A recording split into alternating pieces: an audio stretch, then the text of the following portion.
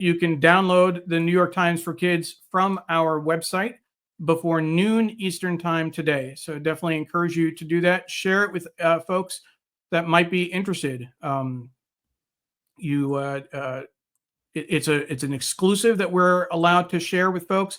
It's a print only special section, and we are always grateful that the New York Times allows us to share it on our site. So let's get back to the paper, and we'll put that on the screen. And there we go. So let's get the New York Times for Kids front and center. Transition takes a little bit more work. My apologies. Hopefully folks are still with us. And Ellen, right off the bat, it's not just New York Times for Kids, it's the New York Times for everyone, or I'm a kid. What's always great is that the New York Times for Kids has a editor's note at the top that says this section should not be read by grown-ups. So we certainly flout that suggestion every time. And we always dig into it because there's some great content in the New York Times for Kids, and it's good for adults to see as well because they frame a lot of the work, a lot of the journalism. Dino's Rule is the cover, and you can see some dinosaur feet sticking out. When you lose your home to wildfires, again, that's something adults would need to read. Cell phone bans are sweeping schools. 3 cheers for snot. Why mucus is a medical marvel. Are toys about to get more expensive? And Crush Catastrophe, embarrassing love stories. Those are all interesting pieces. Those are all relevant for adults. But as the father of an 11-year-old, I know that those are all relevant for kids as well. So let's take a look at New York Times for Kids. So they start off with Inside the Times. They have their own Inside the Times version. Snow sleuths for the New York Times weather team, predicting the future is part of the job. And an article about the weather team, which is great. Now, I will admit I am partial to the Capital Weather Gang out of the Washington Post, particularly because of the local coverage. But there was an interesting development in the news this week where a lot of local news stations were dropping their local meteorologists for the Weather Channel. So that's something to keep in mind and to lament. They have their own puzzle section with an easy, medium, and hard. And a call to write us. There's already a lot of news to cover in 2025, but we want to hear from you. What are you hoping to learn more about this year? What are you confused about that we could help explain? What's going on in your life that you wish more kids and adults understood? That would be great for the Times as well. I could see them doing that for the main paper. So great. Dr. Tachi says, I love that they have this section for kids. And I certainly encourage you to go to our website and download the PDF before noon so you can share it. Their national section, again, great photography. It's about the wildfires in California. And of course, it's a monthly newspaper, monthly piece. So their coverage has to be planned out in advance, and breaking news might be challenging. When school becomes a no phone zone, this article here. And I do want to mention that a friend of the show, Raj Goyal, is in New York. I saw a post from him on LinkedIn talking about a bell-to-bell cell phone ban in New York. He's advocating for that and working with lawmakers to keep phones. I don't know if it's for high school as well, but a bell-to-bell cell phone ban. We'll reach out to him. Maybe we can get him on the show to tell us more about that. Price check. Why toys, TVs, and other goods could become more expensive this year. That's something we need to know about. We're the ones that buy them, not the kids. But if tariffs have an impact, what would that mean for prices? Why does Trump think tariffs are a good idea? What happens now? Great explainer piece. Here's a tiny story. 100, the age of President Jimmy Carter when he died last month. Carter was elected president in the late 70s. went on to live longer than any other president in U.S. history. Great piece for kids. Why people talk about the first 100 days. Any adult would be interested in that. And Ellen says best crossword puzzles. When we looked at the crosswords earlier in the New York Times for kids, easy, medium, hard. And Ellen, if I'm not mistaken, you watched our show with Deb Amlin. I've been doing all the puzzles lately after that show, and the mini crosswords I think are really fun to do. It's certainly a sense of accomplishment when you can't solve them past Wednesday, or at least I can't. Monday I'm usually good at. Tuesday I sometimes finish, but by Wednesday I'm done. So let's see what else in the New York Times for kids. Science. Scientists search for clues in dino poop.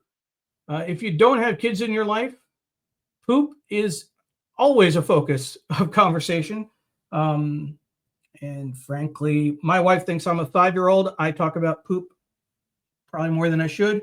A jungle on your toothbrush, texting with a scientist. So this is probably looking at, you might think you're alone when you're brushing your teeth or taking a shower, but you're actually surrounded by a whole world of microscopic organisms.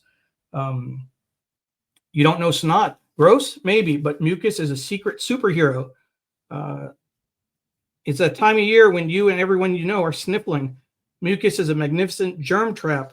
You got a lot more of it than you realize. One day it could be medicine. Interesting.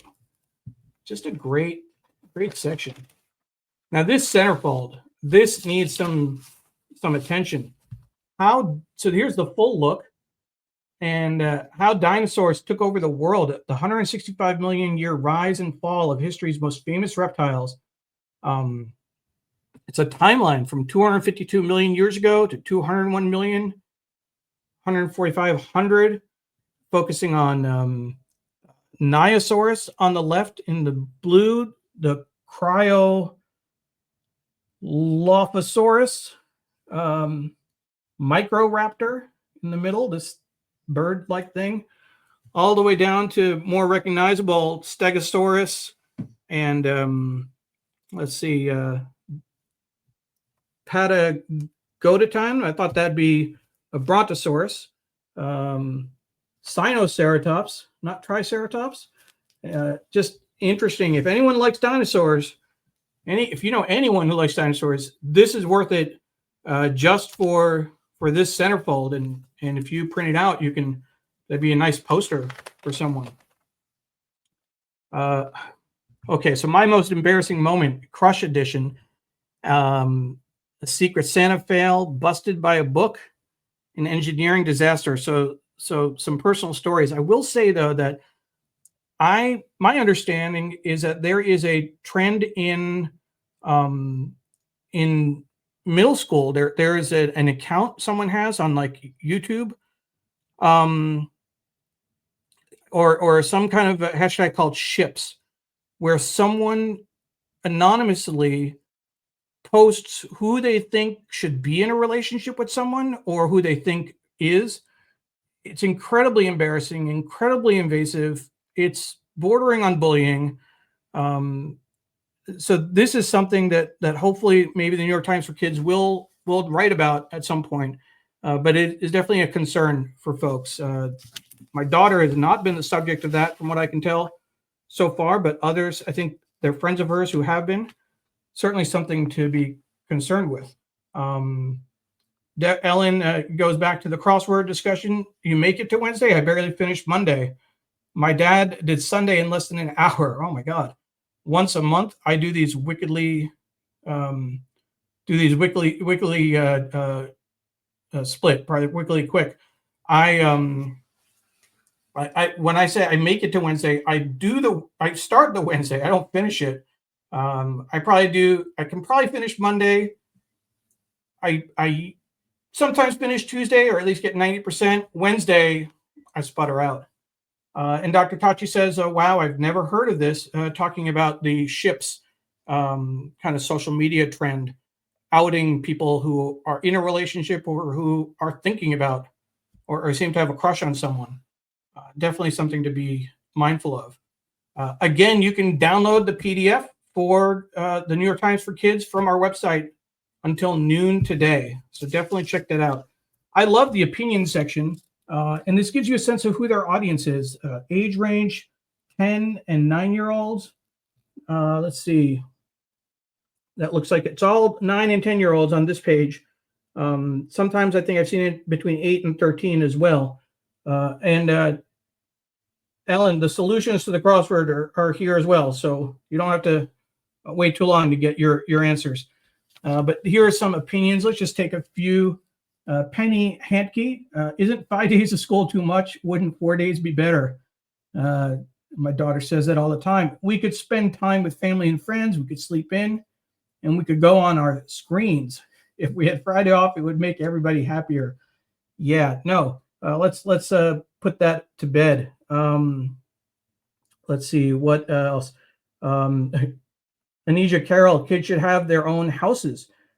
Then you wouldn't have to deal with your siblings. You would cook your own food and clean your own house. You could be next door to your family, but still have your own space. I would argue, let her cook and clean in our house. How about that? You don't need your own house to do that. Let's take one more. My school should have desks instead of tables. Right now, all our supplies get mixed together. It's so irritating. Plus, people talk too much, and it's distracting. Desks give you more space. So you give get a range of the kinds of opinions that they solicit. I think it's great if a kid gets their opinion printed in the Times, that would just be incredible. And Dr. Tachi says, yes, it would work if they gave businesses Fridays off. That's always a challenge in terms of coordinating the school schedule with a work schedule, particularly up north when you have snow days and late delayed start. With the snow in DC last week, school was closed Monday, Tuesday, Wednesday, Thursday, because they couldn't get the ice off the sidewalks and bus stops, and a 2-hour delay Friday. We could handle it because we're home, but for some people, I know it's a huge, huge problem. And that is the New York Times for Kids. Their quote on the back, a drawing by Sophia G. Of a tiger. She's 10. And then Joseph T.'s quote, people should stop hunting tigers for their fur, for fun, and for medicine. Imagine if you were a tiger free in the wild and then boom, you are shot for your fur. How would you feel? Absolutely. Wisdom from kids. No question about it. Again, New York Times for Kids. Dino's Rule is the cover. And we certainly appreciate the Times letting us share the New York Times for Kids with our audience. You can get it from our website, the PDF, download it and share it. Definitely a lot of interesting content to look through. So again, New York Times for Kids is available from our website until noon Eastern time today. Take a look, download it, email it to your friends.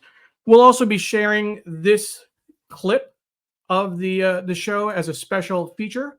So you can watch just this New York Times for Kids section and share it with folks who might be interested. Again, my name is Neil Parekh. I am the executive producer and occasional guest host of the show. We have been live on Facebook, Twitter, LinkedIn, YouTube, Instagram, and our Digimentors website. We've also been live on Scroll's Facebook, YouTube, and Twitter. Thank you so much for the partnership with Scroll. A few reminders again. The 52 Places to Go is available on our website as well. You can download that and also get gift links to a lot of the articles. We have our next guest next week is going to be Deetra Everson, focusing on the work of the John and Lillian Miles Lewis Foundation. Great kickoff to Black History Month. And we'll learn more about the work that they're doing to honor John Lewis's legacy. I am proud that I've been able to work with her for almost exactly a year. February 1st is when we started last year working with them, and we're looking forward to sharing their work. The New York Times Read Along is produced by Digimentors, the consulting firm that Sree established several years ago. And Muck Rack has been a great sponsor for us. So thank you, Muck Rack, for all of your support. We really appreciate the long-term support that we've gotten from them for all of for the Read Along, but also for other projects that Sree has been involved in.